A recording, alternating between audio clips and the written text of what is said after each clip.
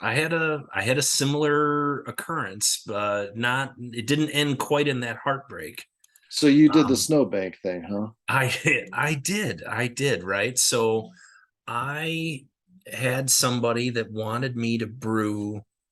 Like I was like, what kind of beers are you into? Because like at the time, I didn't know what I was doing. Like I was just like, I don't have a particular style I like. I don't have a particular, recipe. I was brewing extract at the time. I didn't know a whole lot.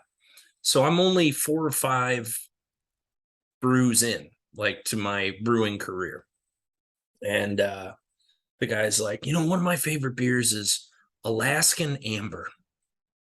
And I was like, okay. And so I'm like, I don't know what that is. I've never heard of that. And so I go researching it online, and it's an alt beer. Okay. All right. So I'm like, oh, okay, it's an alt beer, I guess. I don't know what that is. I don't, I've never seen this. I've never had it. I don't know what any of that is. At the time, could not find Alaskan Amber on retail shelves. It's now nationally distributed, which is a fantastic thing. It's canned, so it's stable coming out of Alaska as well.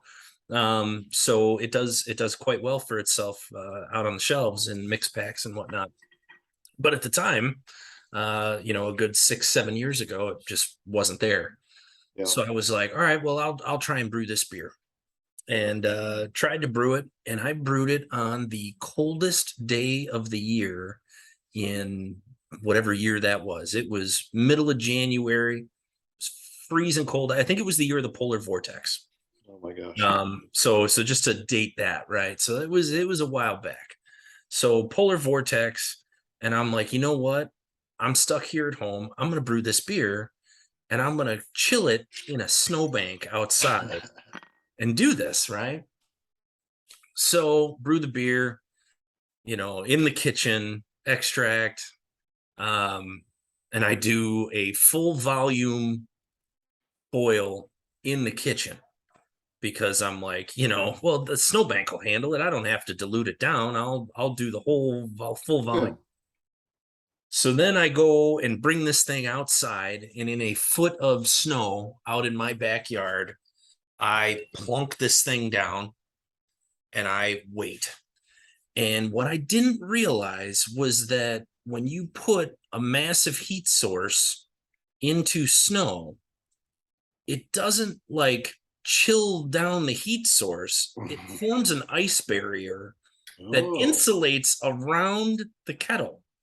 right. So I ended up with really like this wicked hop stand Oh, there you go. in this beer because I never chilled it basically. And it was Right. hours, hours in the snow. Like, I What's going checked on it on? after 45 minutes in the snow outside with a lid on it. I was trying to protect Yeah. it still, but Yeah. 45 minutes in the snow, and it's still not. It had dropped like 15 degrees, and I'm like, how is that even possible? It is freezing out here, and it hasn't dropped. And so I had to figure out how to chill this thing down after the fact. Ended up with about a 2-hour chill by the time it was all Yeah. said and done. I Oh tried man. moving it to other snowbanks. I tried packing it around because I still hadn't figured out that it was just going to ice up around the edge. And Right. It's just it can be an ice like a insulator that snow. I mean, that's why igloos are a thing. It's like I guess. yeah, Or you and can and dig that's yourself a cave or, into the snow and be somewhat protected from the elements.